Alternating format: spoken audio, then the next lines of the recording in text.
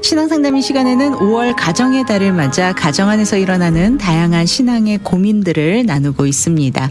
오늘은 소그룹 모임에 관심이 없는 남편을 어떻게 도울 수 있을까요? 라는 주제로 함께 이야기 나눌 텐데요. 오늘의 사연을 먼저 함께 나눠보겠습니다.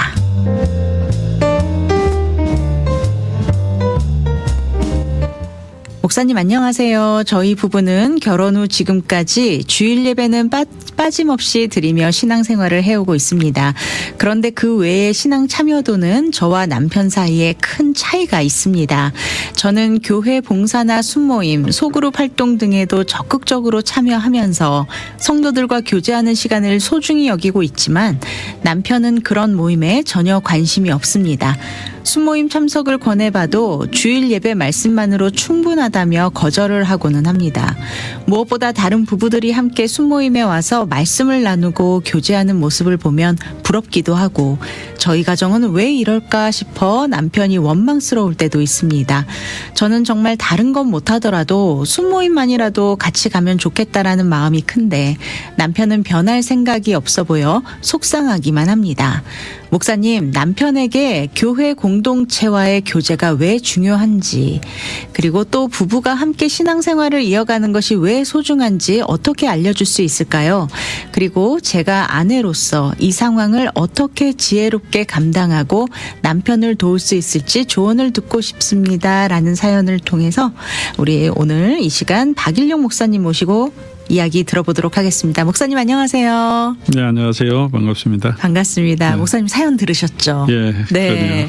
오늘은 이런 사연으로 고민을 주셨는데요. 네. 아마도 이런 고민 갖고 계시는 분들이 적잖이 많이 계시지 적절하게 않을까. 있죠. 네. 예, 남자분들을 잘 이렇게 교회만 나오는 것도 감사한 일인데 그렇죠. 그래도 조금 더 이렇게 참여하면 좋은데 네. 조금 소극적인 분들 좀 계시니까. 네.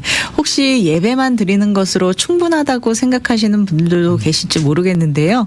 교회 안에서 이렇게 순모임이나 목장 모임 등등 이런 소그룹 모임까지 참여하는 것에 좀 부담을 느끼는 분들도 계실 것 같습니다.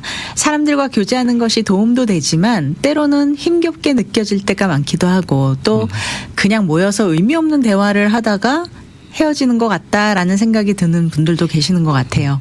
먼저 구체적인 문제를 다루기 전에 교회 안에서 순모임이나 소그룹 교제 이런 단순한 모임에 대한 성경적인 개념부터 좀 정리해 주시면 좋을 것 같습니다. 교회 안에서의 소그룹 모임의 그 성경적인 근거는 무엇인가요? 네.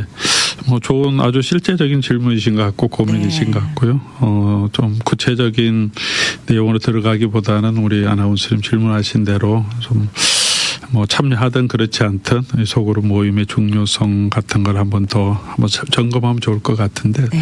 뭐 소그룹 순이라고 이 교회는 그러는 것 같은데 저희는 포도원이라고 하고 뭐 네. 또 다른 교회들은 뭐 목장, 예, 구역 모임, 구역, 셀 네. 이렇게 다양하게 표현하는데 뭐 말은 어떻게 하든지 다 같은 기능을 가지고 있는데요. 네. 이 소그룹 모임에 대해서 명시적으로 뭐 성경에 꼭 그 큰 교회에서 작은 조직으로 이렇게 모여라 이런 건 없죠. 네. 그러나 성경 전반적으로 우리 사도행전에 나오는 교회 초대교회 모습들을 보면 각 가정에서 이렇게 작은 단위로 모여서 교제한 내용들은 충분히 볼 수 있죠. 네. 예를 들어서 이제 사도행전 2장에 이 사도 오순절 사건 이후에 전도하고 하는 성도들이 생겼는데 이렇게 이제 교회 모임의 공동체를 설명하는 게 2장 46, 47절에 나오는데 이 사람들이 이제 날마다 마음을 같이하여 성전에 모이기를 힘쓰고 네. 집에서 떡을 떼며 기쁨과 순전한 마음으로 음식을 먹고 하나님을 찬송했다. 아멘. 이 교제에 대해서 나오잖아요. 말씀도 배우고 교제도 하고 성전에서도 모이고 집에서도 모이고. 그런데 이제 사도행전 쭉 처음부터 보면 사도행전 1장에서 예수님이 승천하시면서 이 성령을 주겠다는 걸 기다리는 성도들이 한 곳에 모여 있는데 120명. 네. 그게 이제 마가 요한의 다락방에서 모였다 보통 우리가 이렇게 알고 있잖아요. 네. 120명인데 사도 바울이 베드로가 설교한 후에 처음 이제 다시 제자의 수가 더했는데 몇 명이 더했다 그러죠? 3,000명. 그렇죠. 그렇잖아요. 네. 그러니까 교회가 지금 그 3,000명이면 메가 처치가 됐잖아요. 그렇죠. 그러니까 120명까지는 뭐 짧게 앉으면 이 다락방에 모일 수 있었다 할지라도 네. 그 다음에 다 한꺼번에 모인다는 것은 불가능한 일인데 바로 그 사건 다음에 이 내용이 나오거든요. 각각 집에서 떡을 떼며 3,000명이 한 집에 모였을 일은 만무하죠. 네, 네. 그러니까 여러 지역에 모여서 그렇게 모일 수 있는 여러 곳이겠죠. 집에든 아니면 뭐 바깥에든 각 가정별로 이렇게 모일 수밖에 없을 거고. 네. 그래도 전부 다는 못 모이겠지만 성전에 올라가서 또 큰 그룹이 함께 모이는 그룹이 있었을 것 같고요. 그리고 사도 바울이 그 로마서를 쓸 때도 로마 16장에 이제 로마에 있는 성도들 쭉 인사하면서 브리스길라와 아굴라 잘 아시잖아요. 네. 브리스길라와 아굴라가 무난하고 그의 집에 모이는 교회도 무난합니다. 이렇게 하거든요. 네. 로마에 있는 성도들에게 사도 바울이 편지를 쓰는데 로마가 하나의 그 로마에 있는 교회를 한 교회, 큰 교회로 보긴 하는데 그 모든 교회가 브리스길라와 아굴라의 집에 모였을 건 아닌 것 같아요. 네. 왜냐하면 지금 계속 인사를 하는데 너에게도 인사하고 이 사람에게도 인사하고 브리스길라 아굴라와 너의 집에 있는 교회도 무난한다는 것은 로마 교회에 있는 성도들 중에서 어떤 특정 사람을 말하는 거잖아요. 네. 그러니까 그렇다고 하면 로마 교회도 브리스길라 아굴라 집에 모이는 그 교회라고 표현하거든요. 네. 교회도 있었고 또 다른 곳에 모이는 교회도 있었고 전체가 다 합해서 로마에 있는 교회 네. 이렇게 평가하고 하니까 이제 그런 조직이 있었고 뭐 실제적으로 어쩔 수 없이 그렇게 작은 그룹으로 모일 수밖에 없었을 거고요. 네. 또 어떤 공동체든지 우리가 큰 공동체를 유지하기 위해서는 유대감을 가지기 위해서는 작은 그룹의 모임들이 있어서 그 모임들을 통해서 우리가 함께 조직되고 큰 그렇죠. 공동체를 이루어가는 게 맞잖아요. 네. 그 모임의 모습은 이제 구약 성경에도 뭐 쭉 드러나죠. 이스라엘 백성이 12지파로 나누고 각 지파는 또 그 조상에 따라서 각 가족으로 나누고 가족 집안 이렇게 다 차례대로 저렇게 나누어지면서 네. 각 집안마다 이렇게 대표자가 있고 그렇게 해서 메시지를 전달하는 것도 대표하는 것도 다 나누어져서 같이 사역하게 되는 모습도 나오거든요. 그래서 공동체가 함께 교제하는 이 모습들 그리고 작은 그룹으로 모여서 서로 신앙의 교제 떡을 먹고 함께 교제 나누는 것은 초대교회부터 있었던 전통이고 네. 하나의 공동체가 유지되는 또 소속감을 가지고 유지되는 아주 기본적인 형태 또 꼭 필요한 그런 모임이라고 보입니다. 그렇다면 이 전체 모임과 예배에 참석하면 되지 뭐 이런 소그룹 모임에 꼭 참석을 해야 하나라는 생각을 가지시는 분들도 있을 거예요. 네. 그냥 그냥 다 같이 모일 때 한 번에 모이면 되지 이런 생각을 하는 분들도 계실 텐데 어떻게 생각하세요, 목사님? 꼭 참석을 해야 하는 걸까요? 네. 만약에 그렇다면 소그룹 모임에 어떤 유익이 있는지도 뭔가 좀 유익이 있으니까 또 권면도 하실 것 같거든요. 당연히 유익이 네. 있고요.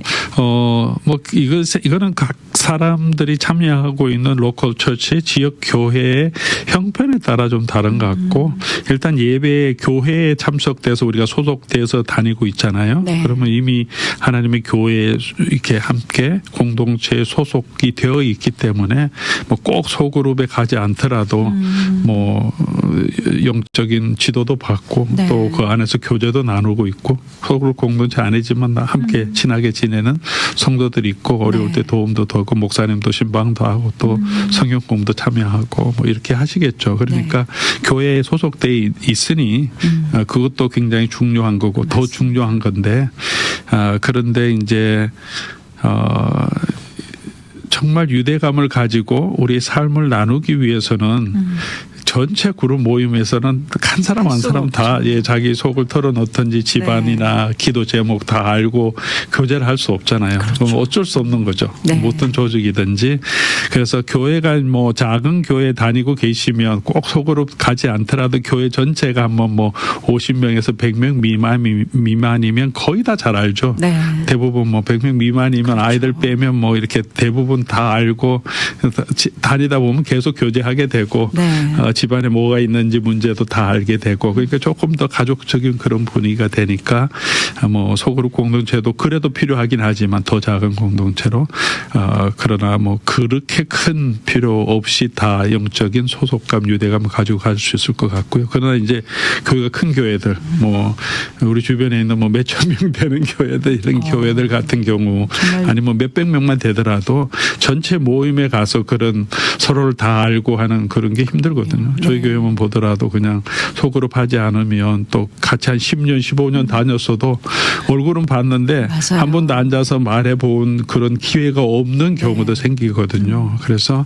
내가 이 큰 교회에 많은 사람들 가운데서 영적인 유대감을 가지고 삶을 나누고 그 안에서 소속감을 유지하기 위해서 이 작은 소그룹의 공동체가 있으면 내가 거기에 소속됨을 통해서 그 그룹을 통해서 교회에 소속되는 거잖아요. 네. 우리 교회가 예수님의 몸이라고 했는데 몸인데 우리가 예수님 머리고 우리 몸인데 모든 성도가 다 예수님께 그냥 다 머리에 붙어 있는 건 아니잖아요. 각 기관, 조직, 오르건이 다 따로 있고 네. 거기에 다 자기 기능대로 이거 붙어 있으면서 팔, 다리, 뭐 이렇게 눈, 코, 입 이러면서 한 몸을 이루듯이 네. 이렇게 작은 그런 공동체 가운데서 우리가 교제를 나누는 것은 영적으로 굉장히 유익한 부분이 있고 네. 또 신앙과 삶을 나눌 수 있는 그런 유대감을 특별히 가질 수 있고요. 네. 그게 뭐 제일 중요한 것 같은 생각이 들고 또 그 안에서 우리가 가지고 있는 은사들을 실천할 수 있고 또 섬길 수 있는 장이잖아요. 예배만 갔다 오면 뭐 내가 뭐 특히 뭐 이렇게 섬겨야 될 건 없지만 속으로 공동체 모이면 뭐 식사 대접도 같이 돌아가면서 하죠. 네. 거기 어려운 사람이 있으면 또 방문도 하게 되고 서로 내가 또 도움도 받게 되고 그러면서 실제적으로 서로 교제할 수 있고 내가 섬기는 또 사랑을 실천하는 그런 모임이 되고 영적으로 자라는 귀한 토대가 되죠. 이 사람 만나는 게 사실 뭐 부담스럽고 그런 부분도 있지만 우리가 그리스도의 제자로서 예수님의 성품을 닮아가는 그런 영적인 성숙 이루어 가려고 하면 성령의 열매가 다 공동체적인 열매잖아요. 네. 그러니까 사랑한다는 거를 혼자 있으면 사랑을 실천하기도 힘들고 받기도 힘들고 네. 여러 사람이 같이 모인 곳에서 나와 다른 사람에 대해서 오래 참을 수도 있고 용납해 줄 수 있는 이런 또 섬기는 것도 대상이 있어야 되는데 그런 공동체에 함께 참여하고 있어야 그리고 거기서 활동하고 있어야 힘들지만 섬기기도 하고 이런 게 나오는데 그렇지 않으면 그런 인격을 닮아갈 수 있는 그런 훈련의 장도 없고 섬기는 기회도 없으니까 그런 소그룹 공동체가 중요하죠. 그런데 무엇보다도 우리 이민사회잖아요. 저희가 뭐 우리 기독교인들을 이 땅에 살고 있는 에일리언 뭐 이렇게 하나님 나라에 근데 이제 우리는 또 한국에서 또 미국에 와서 이민생활 살고 있고 주류가 아니라 어떤 소수 민족으로서 이 땅에 살아가고 있는데 여러 가지 전통적인 사회나 또 그 가족 관계에서 많이 이렇게 끊겨 있는데 이 미국 사회에서 또 특별히 교회만큼 우리가 그 안에서 또 어렵고 힘들 때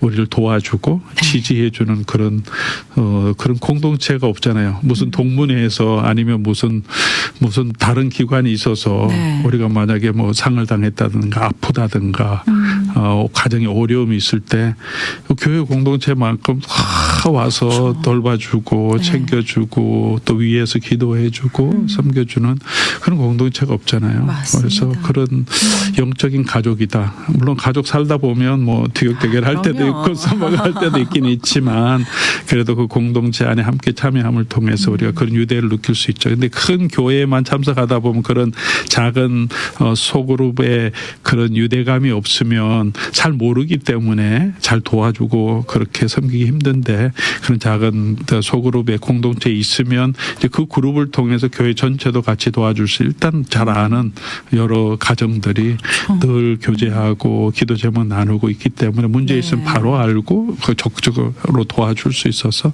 너무나 유익한 것 같아요. 그래서 소그룹 공동체는 우리 신앙의 성장에 있어서 영적으로 정서적으로 너무 중요하다. 많은 유익이 있다. 하는 말씀 네. 드리고 싶습니다. 네.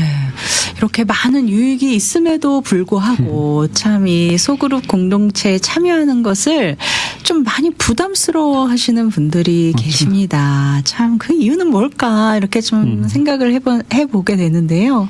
이런 사람들을 설득하여 소그룹 모임으로 좀 참여하게 할 수 있는 어떤 좀 좋은 지혜로운 팁 같은 그런 방법 같은 게 있을까요? 어떤 방식으로 접근을 하고 이끌어드리면 좋을까요? 아주 좋은 질문을 갖고요. 일반적으로는 대부분은 뭐 저희 교회도 그렇지만 뭐 이런 소그룹 공동체 참여하는데 크게 어려움을 느끼시는 분은 많지는 않고 다 좋아하시고 네. 또 우리가 저희도 구역 이제 새로 오시는 분들 다 배정하면 또 같이 하고 또 함께 참여하기를 원하고 그런데 이제 사람의 모임이다 보니까 그렇잖아요. 뭐 또 아나운서님도 어떤 분들은 경험하시게 되면 낯가림이 좀 있을 수도 다 있죠. 성격 네. 차이도 있고 또 공동체 모임 자체가 또 서먹해지기도 하고 항상 뭐 좋은 그런 해피한 일만 있는 건 아니니까 네. 그리고 성격상도 좀 이렇게 같이 이 낯가림 아까 그런 것처럼 네. 같이 모여서 막 자기 삶을 나누고 하는 게 굉장히 부담스러워하는 분들도 계시니까 좀 힘들죠 그런 부분은 하면 좋겠지만 또 그런데 그분들은 혼자 신앙생활 예배 참석하고 가만히 있는 게 훨씬 도움이 되는데 네. 억지로 또 이렇게 막 참여하게 강요할 되면 수는 없고. 오히려 더 많은 상처를 받을 수도 있으니까 뭐 무조건 강요하기는 힘들고요. 성격이나 성향 또 어떤 분들은 환경 때문에 그런 경우도 있는 것 같고 네. 옛날에 모임에 갈 때마다 좀 상처가 있는 것 때문에 네. 그냥 사람들 모이는 거 그냥 말이 많이 나오고 네, 뭐 이런 그럴 거 수 있고 있어요. 막 네. 부딪히고 막 그 가슴앓이 하는 거 싫어서 맞습니다. 그렇게 안 가는 분도 계시고 또 네. 어떤 분은 영적인 부담 때문에 그렇죠.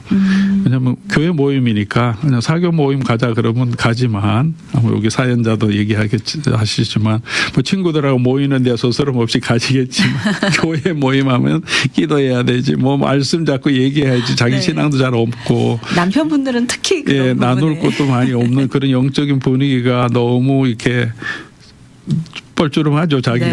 이런 말씀 드리긴 그렇지만 뭐 이렇게 거기서 뭘 해야 될지 자기가 모르니까 기도하라고 할까봐 두려워하시는 신앙에 분들도 자기가 계시더라고요. 뭐 나름대로 신앙이 있으면 받은 은혜도 있고 하면 또 쉽게 참여할 수 있겠지만 뭐 그런 여러 가지 상황이 있는데 또 특히 남편분들은 일 끝나고 좀 피곤해하시는 분들도 계시는 것 같아요. 그렇죠. 뭐 네. 뭐 피곤보다는 아마 대부분 정서적으로 좀 이렇게 네. 신앙적으로 많이 불편함. 이렇게 불편함도 있는 것 같고요. 네네. 뭐 좀 참여하기 위해서 일반적인 거죠. 뭐 남편을 이끄는 건 조금 더 다시 좀 생각해 봐야 되겠지만 뭐 네. 일반 총론적으로는 우리가 그런 분들이 있다면 우리도 우리가 좀 자꾸 이 안에 소그룹이 너무 중요하다는 거 그 유익을 자꾸 생각해야 뭐 살다 보면 어려움도 있고 네. 사람과의 관계적인 문제도 있지만 이게 그거보다 더 중요하고 더 유익이 있다고 자꾸 생각하고 그걸 알면 이거 내가 그래도 해야 되겠다는 동기가 생기니까 네. 그래서 우리 본인들도 우리 같이 이게 너무나 중요하다는 인식을 계속 하시고 또 그렇게 참여하지 못하는 분들 계시면 너무 좋은 유익이 있다. 여러 가지 유익들 아까도 좀 나눴지만 그래 나눠주시고 제일 중요한 거는 뭐 꼭 와야 돼 이거보다 초대하는 형식이 훨씬 네. 부드럽게 다가가겠죠. 우리 이번에 이렇게 이 집에서 이런 이벤트로 모이는데 이번에 한번 와볼래? 네. 한번 와도 돼. 계속 안 와도 되니까 일단 이제 초대하듯이. 한번 그냥 한번 와봐라 이렇게 초청해서 하고 야 너 안 하면 되겠냐 이런 식으로 약간 책망하는 것보다는 네. 너가 오면 참 너무 좋겠다. 너무 다 기다리고 같이 교제하면 너무 좋겠다. 이런 식으로 좀 긍정적으로 네. 이렇게 인바이트하면 훨씬 좋을 것 같고요. 그리고 아마 좀 오랜만에 오시는 분이 계시면 좀 기본적인 모임, 뭐 말씀 더 깊이 나누기도 많이 하는 그런 분위기라도 네. 또 새로운 분이 오시면 그분의 영적인 수준에 맞게 좀 더 많이 대화하고 지혜가 기도 좀 필요하네요. 간단하게 하면서 그분에게도 관심을 가지고 자연스럽게 너무 꼬치꼬치 뭐 다 물어보는 것도 부담스럽지만 그냥 서로 이렇게 살아가는 일들을 함께 나누면서 편안한 분위기로 이렇게 만들어줄 수 있도록 그렇게 네.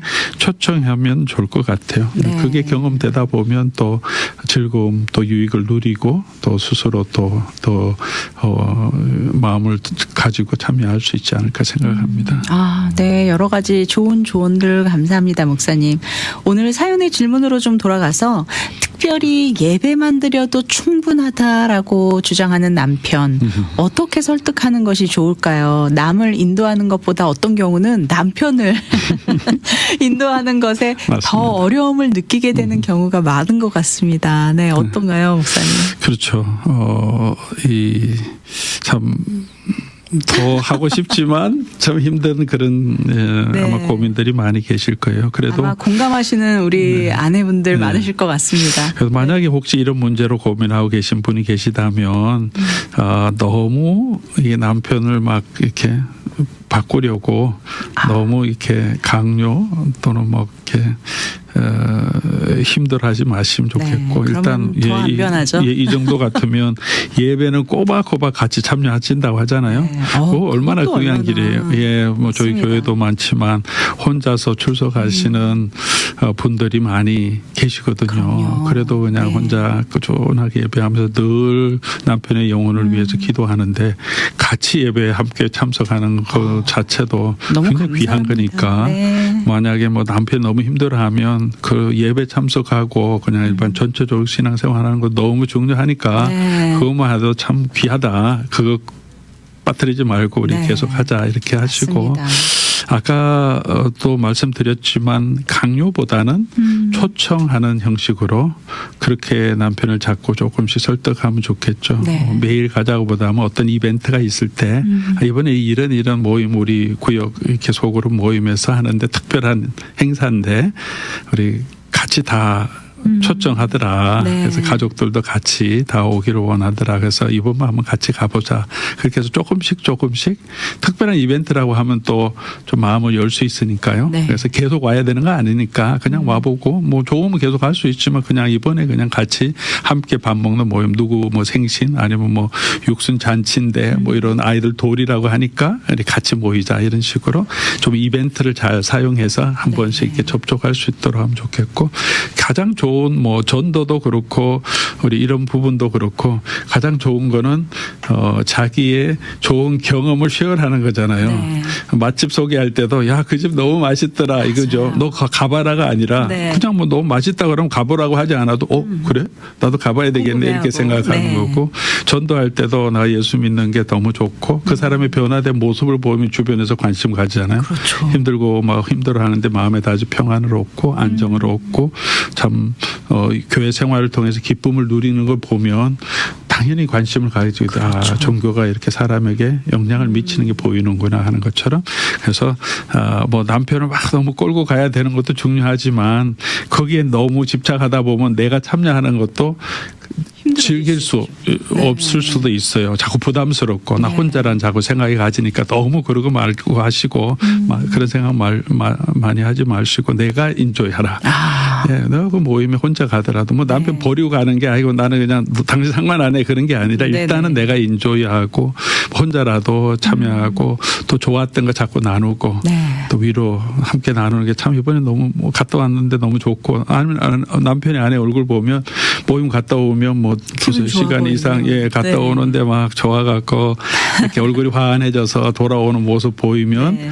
뭐 꼭 간다 그러진 않아도 마음이 조금 이렇게 열리잖아요. 궁금해하겠죠. 근데 갔다 예. 오면서 어떤 집사님 말이야 막 이렇게 뭐 이러쿵저러쿵 뭐 잔소리 하다 보면 남편이 그거 누가 가고 싶겠어요. 네.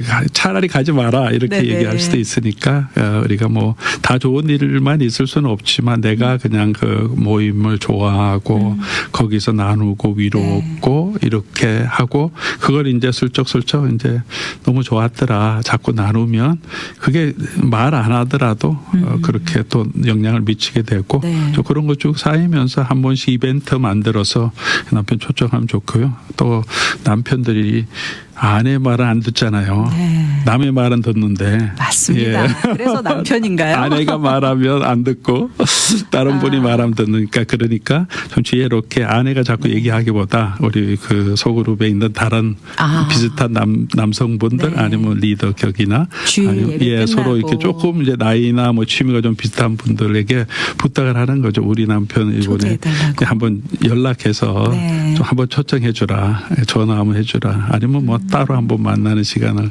해주라. 관심과 사랑을 그런, 싫다고 하시는 분은 없을 거예요. 예, 네. 그래서 그렇게 전화 올 때 뭐 누구 전화야 이렇게 옆에서 오라고 그러는데 그러면 뭐 한번 가볼래? 그 옆에서 약간 추임새를 네. 작업을 해놓지만 그렇게 부탁해서 이렇게 다른 분들을 또 도움을 구해서 같이 하는 것도 좋고요. 네. 뭐 언제나 결국은 마음을 변하게 하시는 분 하나님이시니까 아멘. 계속 기도하면서 네. 그렇게 하면 하나님께서 더 바꿔주실 거라고 생각합니다. 네, 정말 실질적인 여러 가지 지혜로운 조언들 감사드립니다. 그런데 이렇게 해서 잘 되면 좋은데 또 생각처럼 잘 되지 않는 경우도 많이 있는 것 같습니다. 그런 경우에 아내분이 자꾸 소그룹의 다른 부부와 비교하면서 좀 속상해하고 자기도 같이 가고 싶지 않은 마음이 생길 수도 있죠. 그리고 나도 안 가고 싶은 마음이 생길 수도 있을 것 같아요. 왜냐하면 다른 부부들은 다 즐겁게 나눔의 시간을 함께 하는데 이럴 때는 어떻게 자신의 마음을 다스릴 수 있을까요? 뭐 가장 아까도 좀 전에도 말씀드렸지만 내가 인조해하는 게 너무 중요하다. 네. 그래서 너무 과도한 부담 가지지 마시고 특별히 이제 이런 소그룹 모임 가는 거는 이제 내 혼자지만 그래도 함께 가족을 대표해서 내가 가문을 통해서 네. 교회 우리 가정이 이 소그룹 공동체에 연결되는 연결고리가 되잖아요. 가정의 기도의 제목을 그 그룹에서 함께 나누고 또 여러 가지 어려움 감사한 내용들도 같이 나누면서 그렇게 수혈되면 그 남편이나 가정 자녀의 모든 문제들이 같이 나눠주게 되는데 그렇지 않으면 그 나눔에서 내가 가지 않으면 우리 기도 제목들이 가까이서 돌봐주는 그런 연결고리가 끊어지니까 네. 그런 부분 기억하시고 혼자라도 내가 가족의 대표로 참석하는 너무 중요하다 생각하시고 같이 교제하면 좋을 것 같고요. 네. 늘 외롭지 않도록 또 비슷한 분들 계시면 또 좋은 친구 관계를 만들어서 네. 이렇게 가시고 늘 예수님이 함께 하신다는 생각하면서 같이 가시면 좋겠어요. 남편은 또 중요하지만 또 네. 신랑 대신 예수님이 또 함께 아멘. 하시고 성도님 함께 하시니까 네. 혼자지만 혼자 아니라는 생각 가지시고 이 소그룹 모임에 또 혹시 뭐 부부가 아니더라도 그냥 기꺼이 참여하시고 부담보다 또 어려움보다 유익이 훨씬 더 많다는 걸 기억하시면서 계속해서 잘 참석하시고 교제하시고 네, 그러다 보면 이제 또 나도 기쁨이 누리게 되고 또 남편도 언젠가는 다시 또 함께 참여할 날이 오는데 내가 안 가기 시작하면 이제는 더 소망이 없어지잖아요. 그렇죠. 그래서 약간 어려움이 있으시더라도 네. 꼭 공동체 모임 같이 가시고 아마 그렇게 참여하는 분들이 다른 분들을 또 특별히 더 케어하시고 또 관심 가져주시고 하실 거니까 네. 예, 너무 걱정하지 마시고 본인이 꼭 참석하시는 거 하시면 좋겠습니다. 네, 마지막으로 혹시 남편이 신앙에 열심히 없어서 힘들어하시는 분들을 위한 조언의 말씀 부탁드립니다. 참, 뭐, 계속 기도하고 계실 텐데요. 뭐, 기도밖에 없겠죠. 기도가 마지막이 아니라 가장 중요한 우리 영적인 은혜를 받는 도구 같고요. 같이 기도하면서 특별히 공동체 교제가 너무 중요하다는 거 기억하시면서 내가 잘 양육받아서 또 남편 잘 또 이끌어 갈 수 있도록 내 신앙을 잘 유지해 가는 게 중요한 것 같습니다. 응원합니다. 아멘. 감사합니다. 오늘 신앙상담 시간 로뎀 장로교회를 섬기시는 박일용 목사님과 함께 소그룹 모임의 소극적인 남편을 어떻게 도울 수 있을까요? 라는 질문에 대한 궁금증 함께 나눠보았습니다.